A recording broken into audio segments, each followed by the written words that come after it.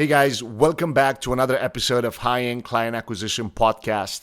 Today's guest is the one and only Uncle G. Grant Cardone shares with me part of his story and also some practical and really tactical stuff. I always like to ask the questions that a lot of people are afraid to ask. So we asked him, what is the exact strategy that they used to sell 30,000 tickets to the 10X GrowthCon 2019. And also, when is the right time to invest in real estate versus investing back into your business, and a bunch of other cool stuff. But the reason that I'm so pumped about this episode is the fact that one person, one lucky winner, one podcast listener is able to go to 10X GrowthCon 4 in 2020. And I think it's February 21st, February 23rd, 2020 in Las Vegas. And I'm putting together this awesome giveaway, right? So look in the show notes, see exactly all the rules. They're pretty simple. You just have to listen to this episode and then subscribe to make sure that if you're not subscribed to this podcast, subscribe and then leave a review based on what's your biggest takeaway of this episode. So I'm not BSing. I'm not trying to just get reviews that are not relevant and anything like that. No, I want you to listen to this episode and then I want you to leave a review based on what's your biggest takeaway from my chat with Grant. So top of that, there are a couple other rules. You can find them in the show notes below. So it's super simple. The episode goes also live on my YouTube channel. So you can just copy the review and leave a comment to the video because we're going to pick one lucky winner. And the tickets is already purchased. I'm just going to put it on your name. You're going to have to, of course, take care of your flight and your hotel over there. But you get a VIP ticket. It's paid by me. You get to go there. So I'm pumped for this. So let's jump right into it. Welcome to High-End Client Acquisition Podcast. My name is Marian. I'm your host, and this show is here to teach you how to attract your dream clients on autopilot in 30 days or less. Each week, I bring you a guest or a strategy that can help you take your business to the next level. Don't forget, you can always get the episodes in your inbox or messenger at clientacquisitionpodcast.com. Marian, how you doing? Grant Cardone in the building. Come on, man. Where's that accent from? Romania. Okay, beautiful. I love the Romanian people. That's awesome. My first experience with Romania was with this Romanian woman. I was getting a haircut in La Jolla, California. Thank you. And this woman came and washed my hair. Gorgeous. I mean, freaking just stunning. And then I ended up getting to know her. Phenomenal story about how she had two kids. I never met the kids, but she had two kids and she had left Romania back in the day. Good to be with you, man. Appreciate the time. So I'm going to start off, of course, with saying appreciate the fact that you agreed to share some of the golden nuggets with my audience and with me personally. And one thing that I always love about what you do is the fact that you always say, I'm not an influencer, I'm a businessman. Yeah. That is just something that it's a mic drop right there. And the first question that I would have for you would be what drives you every day, even now? I look at your stories every single day, at 6 a.m., you're up, you hit the gym, then you go at 10 p.m., you go live on Instagram and you start doing a lot of things going on. What drives you day to day, even now? So, look, I'm a businessman, which means I'm taking risk every day and I have an obligation to employees. So I think a lot of people are struggling with how to find that thing, that the energy. I get asked this question all the time. Where do you get your energy from? Which is really, people are probably like, hey, I'm struggling finding the passion and the purpose and the energy and the juice every day. When you obligate yourself, I'm being pulled to places most of the time, not pushed. What I mean by that is I have obligations in front of me that pull me forward. So I wake up in the morning, I'm like, I don't want to get up. I want to stay in bed and I want to rest. But then I have 2 miles from where I live, 150 people, 174 employees preparing to do a meeting this morning. And then 174 people getting ready to go to work. and they're going to go into battle and they're going to go into war. And I just I feel like I have an obligation to go help the team. It's not about me anymore. It's about the team, right? So this is unfortunately what so many small business owners don't have the benefit of. They don't have people pulling them forward because they don't have a team. They're trying to do it on their own. Got it. No, that makes a lot of sense. And and that's like, super important for me to actually hear that coming from you. But if you would look back, I know you always say you didn't get into sales because you wanted to or because you liked it, is because you had to. So what would you say is the number one thing that helped you craft the skill of selling back in the day when you were first starting out? Look, I had to learn how to sell. I lived 2 miles from here, and I was coming over this little bridge. There's a bridge the first third of the trip, and I told my wife, we were driving over the bridge, I said, I've been crossing bridges for 36 years. When I was 25 years old, I had a sales job, and to get to that sales job, I had to go across this bridge. It was like a 20-minute trip. 25 minutes maybe. The entire time I was listening to training, educational materials about how to be a better salesperson. And like other things that I've learned, I didn't like sales in the beginning. For instance, another thing I didn't understand or really like learning about was finance. Real estate was very difficult for me to learn about because I didn't understand. When I read the Wall Street Journal or one of these financial magazines, I couldn't read. I didn't know what all the stuff meant. When I started studying real estate, I didn't know what all the terms meant. And when I got in sales, I didn't know what people were talking about. Like I didn't understand. So when you don't understand, it's uncomfortable, right? And you feel a little lost when you're in a country with a new language. And so I just took it one day at a time, and just every day on that drive over the bridge and on the way home, 25 minutes there, 25 minutes back, 25 minutes there, 6 days a week, man. I got in 300 minutes of training every week. That was 5 hours of training a week. At the end of a year, I had 250 hours of training on sales.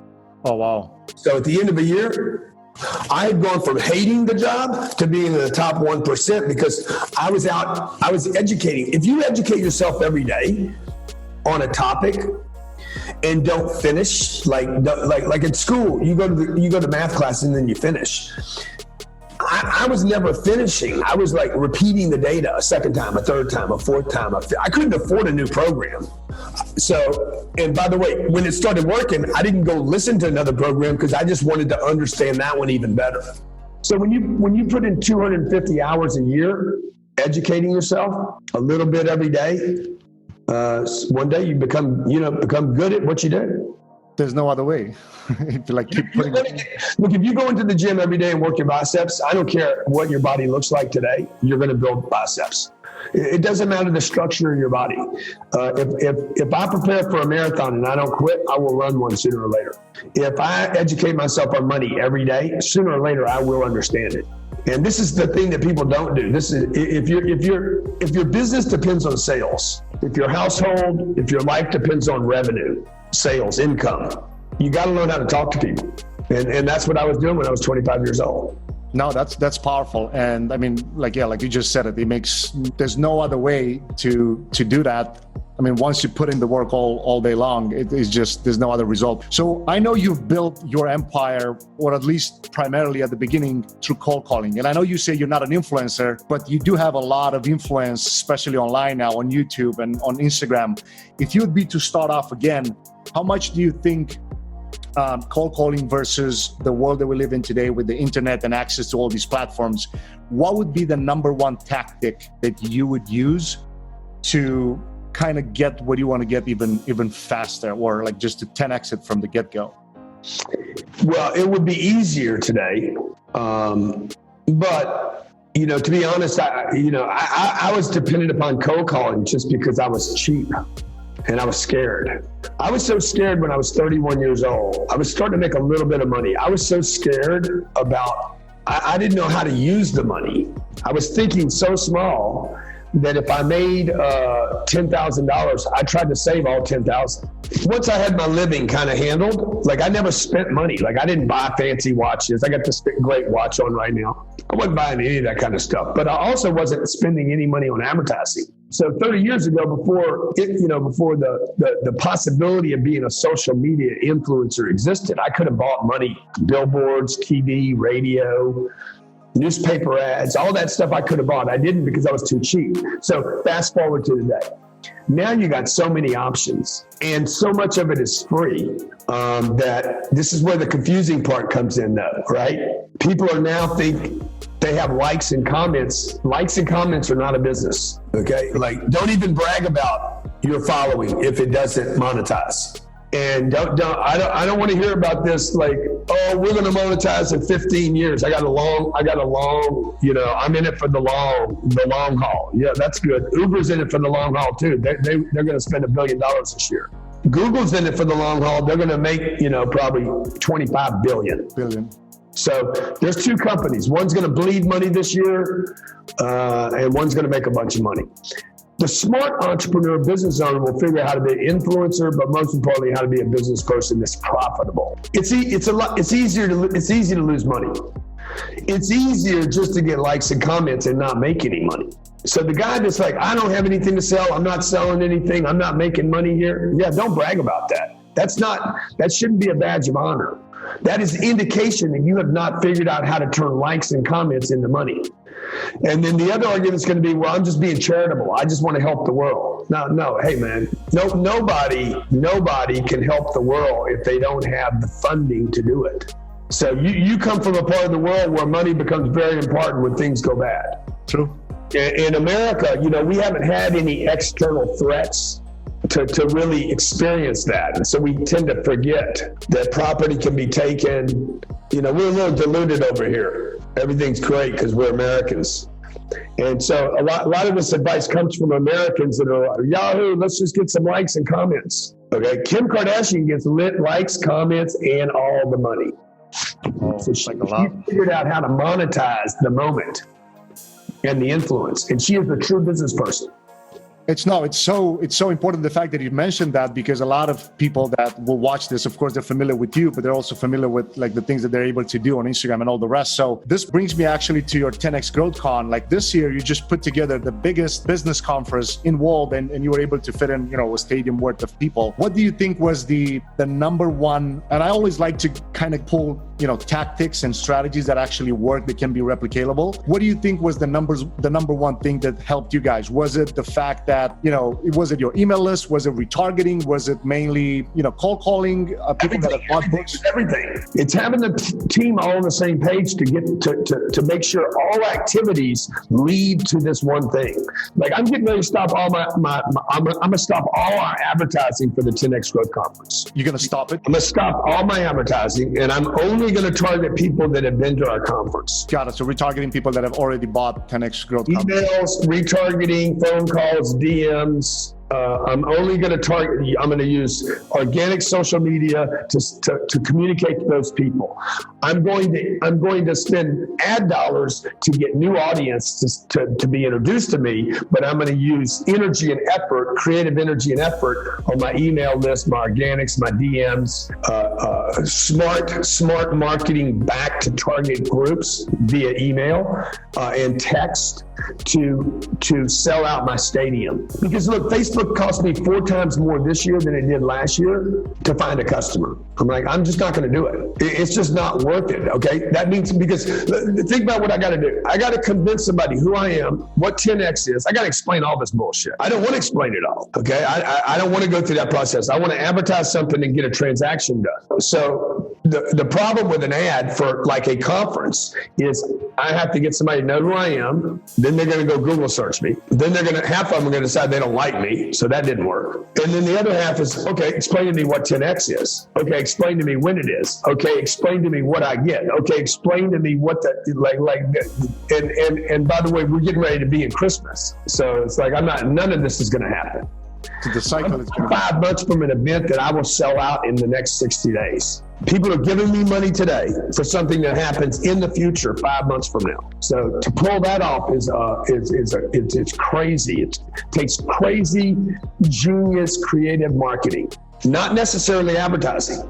The message. So you got marketing, you got advertising, and we have promotion. Those are three different things. Most people confuse all three of those things in one sentence. Promoting is I'm pushing up something. I'm pushing up my advertising and my marketing. And then there's branding. Branding separate from the promotion, the marketing, or the advertising. Branding is I'm searing it into the public's mind, or even into the competitor's mind, where competitors actually start using 10X and start stealing it from me.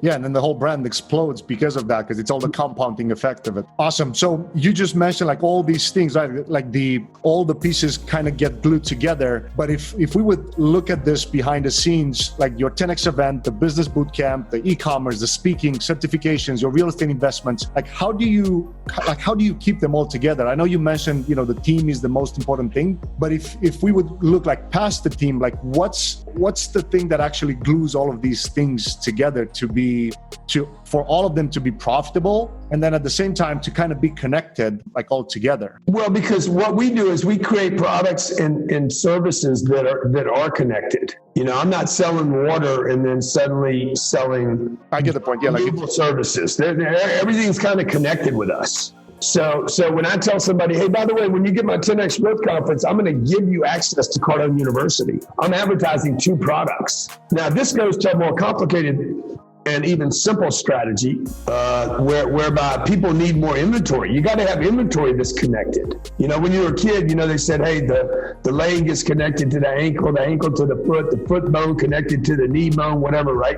My business, almost everything is connected. It's a body of work. There's the millionaire booklet, then there's the sales, then there's the closing, then there's the follow-up, right? Then there's the team building, then there's the second sale. Then there's the product lineup. And all of a sudden, I help a company go from hiring somebody to teaching them how to sell something. And then suddenly I have them growing their business. Then I become a partner in their business. And then they're investing money with me at Cardone Capital. They're all connected. No, that's like super smart. Just the way that you position it right now. It's like insane because you help them from the beginning. And then as they grow, they have different things to invest with you. So that's like, I got people every day that do business. They do business with me. They don't have any money. There's no way to transact with me. Free to be the way to do it. Okay. So then there's people that don't want to do anything for free. There's people out there right now that, Johnny, you know what I need? I need something like this. Yeah, whatever. Particularly for these in the future. There's people that they refuse to take anything for free. They will not do it. They don't feel good about themselves if they get something for free. Like I'm one of those people. I don't want things for free. I want to exchange with people. Also, it is vital. Your best customers will always want to exchange with you. I know people that if I call them up right now and say, I want to come in, I want to do a free meeting. They're like, no, I don't want it for free, because they feel so obligated. And a quality person is going to want to exchange with you. Number one, a quality customer will always want to exchange with you. And number two, you want people to exchange with you, because when they do, there's actually an economy, a force being created where we have a flow, a circuit, a current. If I just flow energy to you, bro, and you never flow it back to me, it's going to stop. I'm going to exhaust myself. Okay. But if I flow energy to you and you flow it back to me, then that's how a battery works. Batteries go back and forth. They're terminals. But it has to be a current going back and forth, a flow. When I give a customer something for free, this is where me and a couple of the other social influence guys really butt heads. And they think it's because I want to make money, but I want my customer to feel better about me. And the way you can feel better about me is to give me something back. Okay, because sooner or later, if you've ever given anybody advice, you give people advice and just keep giving them advice, they're going to end up hating you for the advice, even if the advice was correct. Because they want to go a little deeper into, having conversations or having all, different business relationship with you, and they want to understand more. No, that's like something super, super powerful. And I hope everybody that's watching or listening this gets notes. So this brings me to the $1 billion question. Like, I know your business allowed you to, invest for so long in real estate, but then I recently watched an interview of you, and you talked about the purchase of the jet. And I actually posted this poll on my Instagram recently, and everybody wanted to know if the jet was an investment or an expense. and how would you look at that? I know that's something that kind of like pumps you. So look, I got a buddy right now looking at buying a jet. I said, hey, bro, look, you cannot make sense of a jet. Okay, there's no making sense of it. No, I don't care how big your company is or how much money you make. You can never make sense of a jet. He's like, yeah, but then you say it makes a lot of money. I said, yeah, but that doesn't mean you can make sense of it. If you're trying to make sense of a plane that costs $3 million a year, you're not going to make sense of it. First of all, you got to buy it. Okay, that jet's $50 million. First, you got to buy it. If you don't have the cash, then you got to finance it. So that's going to cost you even more money. And you could, a guy could sit here and say, oh, I'm going to make more money with it. You could have made more money without the jet. So there's no making sense of it. That doesn't mean you can't make money with it. Okay. Now, that being said, it is definitely an expense. And it is more of an asset, even though it's not actually an asset. It would be considered a liability only because I know it's going down in value. But you see, the problem with accounting, dude, is everybody thinks accounting is black and white. Okay, when I bought that jet, I knew that jet will end up in a salvage yard one day. Value, zero. I knew that when I bought it. So I know it's going to zero. So I said, if it's going to zero, why don't we just make it zero the first year? So what I did was I wrote it off to zero the first year and claimed it as an expense, 100% in year one. That knocked out all my taxes for that year and for a future year. It wiped out some taxes for the next year. So now my cost basis is zero in the jet. But if I go sell the thing right now for $30 million, I'm going to lose money on it. Okay, if I wanted to sell it by the time the weekend's over, then I'm going to have to sell it for less than it's worth. I sell it for $30 million. Some guy comes over, buys it for $30 million. Maybe you buy it for $30 million. Okay, I just lost $20 million, and I got to pay taxes on $30 million because I wrote it down to zero. So I'm getting freaking. That means I will lose $20 million plus $15. I'll have $15 million tax bill. I'll lose $35 million. So there's no making sense of buying a jet. But if I use the equipment correctly, if I can get more places, see more customers, if I could triple or quadruple or 10x my productivity, then maybe I can make money with it. But you can never make sense of it. Make sense? That was the best answer. I didn't actually expect that. Like, you can make money, but you cannot make sense of it. No, that's actually super powerful. And because we're talking about investments and things like that, at what point would you recommend somebody, instead of them, like, for example, is there a number that you would put on somebody's business and say, okay, when you cross this number, it makes sense. It makes more sense for you to start investing into real estate instead of keep reinventing in the business. Like, what do you have anything like I don't know if I can answer it exactly like that, but I can tell you that somebody said to me the other day, well, I can make 100% of my money if I buy ads on Facebook, or if I invest the money in my business, I'm going to, okay, well, why are we talking about this? I'm only going to earn like 15% a year on my investments in real estate. But I would rather earn 15% on passive income than earn 100% in my business. And I'm not going to do one or the other, so I'm going to do both. So the reason you want to do real estate is because the 15% continues after I'm dead. And so the 100% that you earn in your business requires you to be in your business. Somebody's got to be there. Somebody's got, oh yeah, but I'm not really there anymore. If you're running a business and growing a business, if your name's on a business, you're responsible for the business. So if the company gets in trouble with one of the country's regulators, they're calling on you, even if you're not there every day. I know a company, they made $400 million last year. They got in some trouble with a regulator here in the United States. They're going to file bankruptcy. They're going to lose everything. Every owner, every executive will lose everything they had. Owning a business is a massive, massive risk and obligation. Real estate protects you in those situations. So if I die, if I get hurt, if I went to prison, if something happened to me, that real estate keeps going, man. It's just going to keep going. And that's the difference. So I don't know when you do that. I did it while I was running two companies. And so what I would do is when I got more money than I could reinvest in the company, I just started sliding into this third deal quietly. Got it. No, that makes a lot of sense. It makes a lot of money too. That's even more important. So I don't know, you probably don't know this, but the person, like I'm doing a giveaway with this interview. And I'm actually, I already bought 4 VIP tickets for GrowthCon. So one person will actually be able to win a VIP ticket paid by me entirely. Like, I'm not kidding at all. Oh, that's awesome, man. Those tickets are $10,000. Yeah, I know. So I got a great deal when I bought him, but whatever.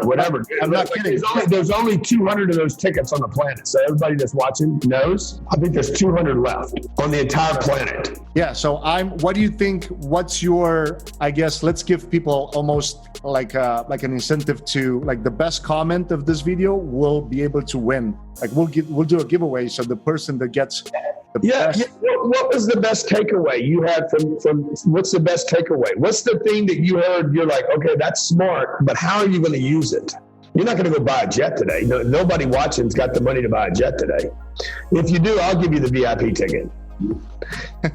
You're sitting on 50 million. Just send me validation of that. I'll buy you a diamond ticket. I'll put you on the front row. Because if you got that kind of money, I want to meet you. I don't want anything from you. I just want to meet you. So find out, hey, what did you hear today? And then how can you use it in your business? Because a lot of times people listen to these podcasts and they're like, yeah, but I'm not there yet, or he's in America, or I don't have his personality. What people need to do is they need to look for how it can work. When you hear something, how can that work for me? Rather than how it can't work. What can I do with it? So that's what I'd like to see. What decision did somebody make because of this podcast? Because every day I see somebody talking about somebody's podcast. Oh, this is a great podcast. But what are you going to do with it?